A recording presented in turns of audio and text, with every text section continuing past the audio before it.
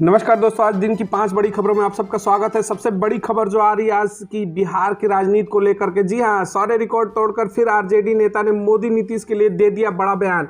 आरक्षण को लेकर के बिहार की राजनीति में फिर से हमलावर दिख रही है। वहां की राजनीति आरजेडी हमलावर है इस वक्त। नीतीश कुमार के ऊपर क्या आरक्षण को लेकर के दिया बड़ा बयान, उसको बताएंगे हम आपको विस्तार में। वही दूसरी सबसे बड़ी खबर आ रही है, लोकसभा चुनाव से पहले ममता बनर्जी ने कर दिया है बड़ा दाव। भारतीय जनता पार्टी की मुश्किलें बढ़ेंगी बंगाल के अंदर। 21 लाख मनरेगा श्रमिकों को बकाया वेतन जारी करने का दे दिया है ममता बनर्जी ने बड़ा बयान। वहीं तीसरी सबसे बड़ी खबर आ रही है, ओबीसी आरक्षण पर अपनी ही सरकार के खिलाफ उतरे छगन भुज्जल। बोले नवंबर में ही दे दिया था मंत्री पद से इस्तीफा। तो इस तरीके से महाराष्ट्र में आरक्षण को भी लेकर के राजनीति गर्म है, जिस तरीके से बिहार का पारा चढ़ा हुआ है राजनीति को लेकर के। वहीं चौथी सबसे बड़ी खबर आ रही है कि राष्ट्रपति बनाकर भी किया जा सकता था सम्मान। लाल कृष्ण आडवाणी को भारत रत्न देने पर संजय राउत ने बीजेपी को घेरा। जी हाँ, जिस तरीके से कल अनाउंसमेंट हुआ लाल कृष्ण आडवाणी को भारत रत्न देने को लेकर के, इसको भी राजनीति इस समय देश में गर्म हो चुकी है। संजय राउत ने बड़ा बयान दिया कि राष्ट्रपति बना करके भी नरेंद्र मोदी सम्मान कर सकते थे लाल कृष्ण आडवाणी का। क्या सब कुछ बेहतर नहीं है क्या फिर से महाराष्ट्र की राजनीति के अंदर। वहीं आज की सबसे पांचवी बड़ी खबर आ रही है लद्दाख से। जी हाँ, पूर्ण राज्य के दर्जे की मांग को लेकर के कारगिल बंद किया गया। लेह में हजारों लोगों ने भरी हुंकार। तो इस समय पांचवी सबसे बड़ी खबर है कि जिस तरीके से लेह लद्दाख को लेकर के आ रही है कि कारगिल बंद रखा गया इस समय। जी हाँ, कारगिल में प्रोटेस्ट चल रहा है बड़ा, और लेह में हजारों लोगों ने मांग की पूर्ण राज्य के दर्जे की। तो चलिए आज की तमाम 5 बड़ी खबरों को विस्तार से शुरू करते हैं। उससे पहले चैनल को लाइक और सब्सक्राइब करें ताकि हर बड़ी खबर मिलती रहे। और साथ साथ कमेंट में जरूर बताएं कि 24 में सत्ता में वापसी किसकी हो रही है, नरेंद्र मोदी या फिर इंडिया गठबंधन की वापसी हो रही है। आज की पहली बड़ी खबर आ रही है, जी हाँ, बिहार से। बिहार में भाजपा को मैदान में परास्त करने के लिए लालू प्रसाद यादव की पार्टी आरजेडी ने पूरी तैयारी कर ली है। जी हाँ, आरजेडी के प्रवक्ता करुणा सागर ने कहा कि देश में लोकतंत्र का गला घोटा जा रहा है। घोषित इमरजेंसी जैसे हालात बने हो तो बातें शनिवार को सदन में पत्रकारों में से कहा। उन्होंने कहा कि भाजपा की मोदी सरकार विपक्ष मुक्त भारत बनाने की चर्चा हो चुकी है। जी, बिहार की राजनीति गर्म हो चुकी है इस समय। जिस तरीके से आरजेडी लगातार हमलावर दिख रही है नीतीश कुमार के ऊपर, सत्ता बदलने के बाद से ही आरजेडी अलग रुख के मूड में नजर आ रही है। बिहार की राजनीति में 4.5 लाख लोगों को नौकरी दी गई। आरजेडी का बड़ा बयान आ रहा है इस वक्त। राष्ट्रीय प्रवक्ता ने कहा कि मोदी नीतीश दोनों ने पलटी मारकर सारा रिकॉर्ड तोड़े, फिर भी एक साथ हो गए। उन्होंने कहा कि महागठबंधन की सरकार बनने के बाद 4.5 लाख लोगों को नौकरी दी गई। जातिगत सर्वेक्षण कराकर ऐतिहासिक कदम उठाया गया।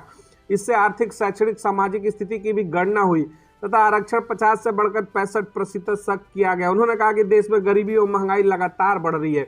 80 करोड़ जनता 5 किलो अनाज ले रही है, गरीबी का दोस्तक है।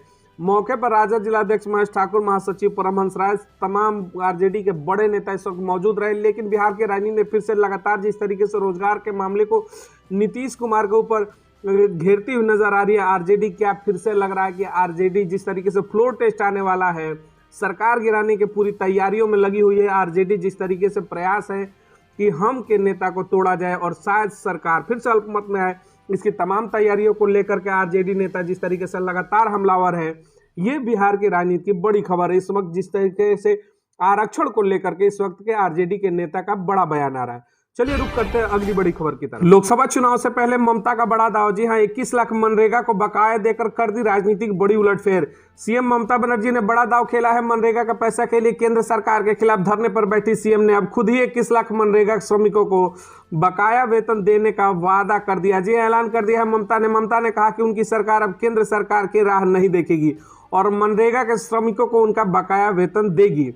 तो इस तरीके से बंगाल से ये बड़ी खबर है कि लोकसभा चुनाव से पहले बंगाल की सीएम ममता बनर्जी ने बड़ा दाव खेल दिया। मनरेगा के पैसे केंद्र से न मिलने के बाद धरने पर बैठकर 21 लाख लोगों को खुद से वेतन देने का ऐलान कर दिया सरकार की तरफ से। मनरेगा का बकाया भी देगी राज्य सरकार। जी, मनरेगा सहित अन्य केंद्रीय योजनाओं के बकाया फंड की भुगतान की मांग को लेकर ममता बनर्जी शुक्रवार को केंद्र सरकार के खिलाफ यहाँ 48 घंटे के धरने पर बैठी थी। बंगाल की मुख्यमंत्री ममता बनर्जी ने शनिवार को दूसरे दिन धरना मंच से ही बड़ी घोषणा की। ममता ने कहा कि मनरेगा के 21 लाख वंचित मजदूरों का पैसा बकाया है। 21 फरवरी को उसका भुगतान राज्य सरकार करेगी।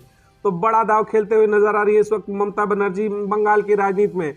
21 फरवरी सीधे खाते में आएंगे पैसे। ममता बनर्जी का एक और बड़ा बयान आ रहा है। जी हाँ, मुख्यमंत्री ने वादा किया कि 21 फरवरी को उन सभी वंचित श्रमिकों के खाते में पैसा चला जाएगा।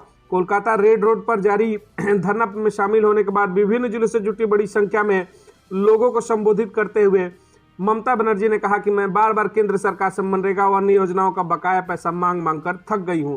तो लोकसभा चुनाव से पहले एक बड़ा दांव बंगाल में खेलते हुए नजर आ रही है ममता बनर्जी। जी हां, 21 लाख मनरेगा श्रमिकों को 21 फरवरी तक उनके खाते में पैसे भेजने की बात कह करके बड़ी राजनीतिक उलटफेर करने की तैयारी में है इस वक्त ममता बनर्जी। जी हां, जिस तरीके से वहां की लोकसभा सीटों में अकेले लड़ने की चुनौतियों को देखते हुए ममता बनर्जी का यह बड़ा खेल है भारतीय जनता पार्टी को वहां की लोकसभा सीटों में रोकने के लिए। वहीं आज की तीसरी सबसे बड़ी खबर आ रही है ओबीसी आरक्षण पर अपनी ही सरकार के खिलाफ उतरे छगन भुज्जल। जी हां, बोले नवंबर में ही दे दिया था मंत्री पद से इस्तीफा। महाराष्ट्र सरकार में मंत्री छगन भुज्जल ने शनिवार को खुलासा किया कि उन्होंने पिछले नवंबर में राज्य मंत्रिमंडल से अपना इस्तीफा दे दिया था। छगन भुज्जल वही मंत्री जिन्होंने अपनी सरकार पर पिछले दरवाजे से मराठा समुदाय को अन्य पिछड़ा वर्ग ओबीसी कोटा में आरक्षण देने का आरोप लगाया था। जी हां, बड़ी खबर आ रही है जिस तरीके से महाराष्ट्र सरकार में मंत्री छगन भुज्जल ने शनिवार को खुलासा किया कि उन्होंने पिछले नवंबर में राज्य मंत्रिमंडल से इस्तीफा दे दिया था। छगन भुज्जल के बारे में अगर बताया तो उन्होंने कहा कि ओबीसी कोटा में आरक्षण देने का बड़ा विरोध कर रहे हो। जिस तरीके से भुज्जल ने यहां एक रैली को संबोधित करते हुए दोहराया कि मराठा समुदाय को आरक्षण देने के विरोध में नहीं है, लेकिन मौजूदा ओबीसी कोटा साझा करने के खिलाफ है। वह अजीत पवार नीति राष्ट्रवादी कांग्रेस पार्टी राकपा का सदस्य भी है। मैंने 16 नवंबर को मंत्रिमंडल से इस्तीफा दिया। जी हां, बड़ी खबर इस वक्त की आ रही है। भुजबल ने कहा कि विपक्ष के कई नेता और यहां तक कि मेरी सरकार के नेता भी कहते हैं कि मुझे इस्तीफा दे देना चाहिए। किसी ने कहा कि भुजबल को मंत्रिमंडल से बर्खास्त कर देना चाहिए। मैं विपक्ष सरकार और अपनी पार्टी के नेताओं को बताना चाहता हूं 17 नवंबर को अम्बाड़ा में आयोजित ओबीसी एल्गार रैली में मैंने 16 नवंबर को मंत्रिमंडल से इस्तीफा दे दिया था और तत्पश्चात उस कार्यक्रम में भाग लेने गया था। तो महाराष्ट्र की राजनीति से बड़ी खबर है, आरक्षण को लेकर के फिर से तलवारें खिंच चुकी है। मैं अब तक ओबीसी के लिए लड़ूंगा।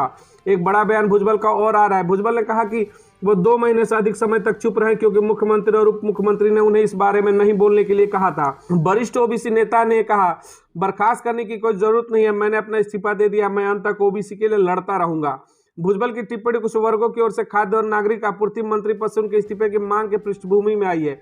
तो महाराष्ट्र में इस वक्त फिर से आरक्षण को लेकर के राजनीतिक गलियारे में हलचल तेज हो चुकी है। चलिए रुक करते हैं अगली बड़ी खबर की तरफ। अपने बयानों को लेकर के हमेशा चर्चा में रहने वाले संजय राउत का एक बार फिर से भारत रत्न के ऊपर भी एक टिप्पणी आ गई है। जी हां, राष्ट्रपति बनाकर भी किया जा सकता था सम्मान। लाल कृष्ण आडवाणी को भारत रत्न देने पर संजय राउत ने फिर बीजेपी को घेरा।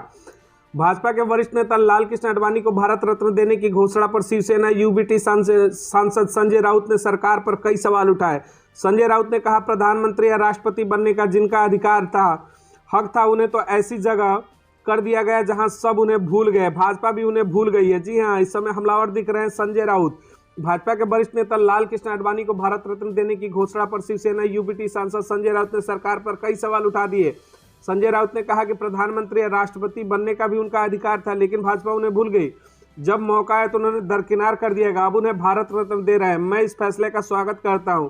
वे इसके हकदार हैं। उनका देश के विकास में योगदान रहे। भाजपा के लाल कृष्ण आडवाणी को राष्ट्रपति बनाकर उनका सम्मान कर सकती थी, लेकिन उन्होंने वह नहीं किया। तो महाराष्ट्र के बड़े नेता जिस तरीके से संजय राउत का लगातार भारतीय जनता पार्टी पर हमलावर दिखते हैं, उनका एक बड़ा बयान भारत रत्न दिए जाने के बाद लाल कृष्ण आडवाणी पर भी फिर से आया। भारतीय जनता पार्टी को घेरते हुए कहा कि राष्ट्रपति भी बनाया जा सकता था। वहीं भाजपा के वरिष्ठ नेता लाल कृष्ण आडवाणी को भारत रत्न देने की घोषणा पर महाराष्ट्र के मंत्री और शिवसेना नेता दीपक केसकर ने कहा कि हम लोग बहुत गर्व महसूस कर रहे हैं। लेकिन वहीं अगर हम बात करते हैं महाराष्ट्र के एक और बड़े नेता की, संजय राउत की, तो लगातार अपने बयानों से हमलावर रहते हैं भारतीय जनता पार्टी की केंद्र सरकार पर। इस बार फिर से नरेंद्र मोदी और केंद्र की सत्ता के ऊपर सवाल उठाते हुए कहा कि राष्ट्रपति भी बनाया जा सकता है, वो सम्मान दिया जा सकता था, लेकिन हाशिए पर रख करके भारतीय जनता पार्टी ने लाल कृष्ण आडवाणी को अब भारत रत्न दिया। उसका स्वागत है, लेकिन बहुत देर हो गया। आज की 5वीं सबसे बड़ी खबर है पूर्ण राज्य के दर्जे की मांग को लेकर करगिल में बंद हुआ। लेह में हजारों लोगों ने भरी हुंकार। जी हां, कड़ाके की ठंड के बावजूद भी लेह के पोलो ग्राउंड में हजारों लोगों ने प्रदर्शन किया।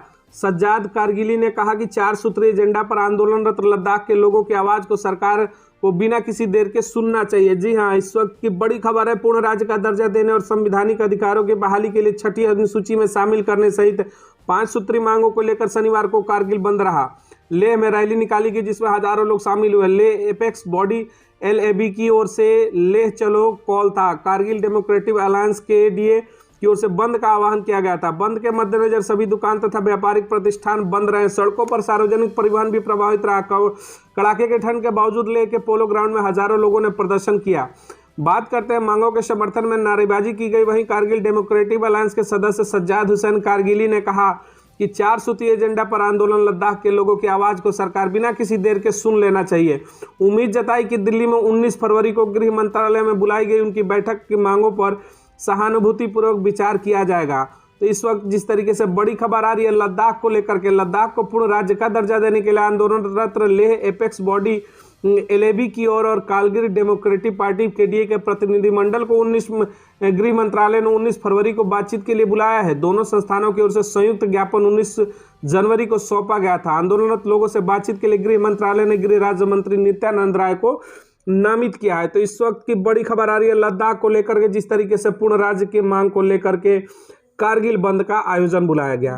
तो आज के दिन की 5 बड़ी खबरें ये थी। विस्तार से आगे मिलेंगे और तमाम बड़ी खबरों को लेकर के। 24 के चुनाव में क्या लगता है, लोकसभा चुनाव को लेकर के जिस तरीके से 2 धड़े बने हुए हैं, इंडिया गठबंधन और एनडीए, वापसी किसकी हो रही है इंडिया गठबंधन, क्या नरेंद्र मोदी के विजय रथ को रोकेगी?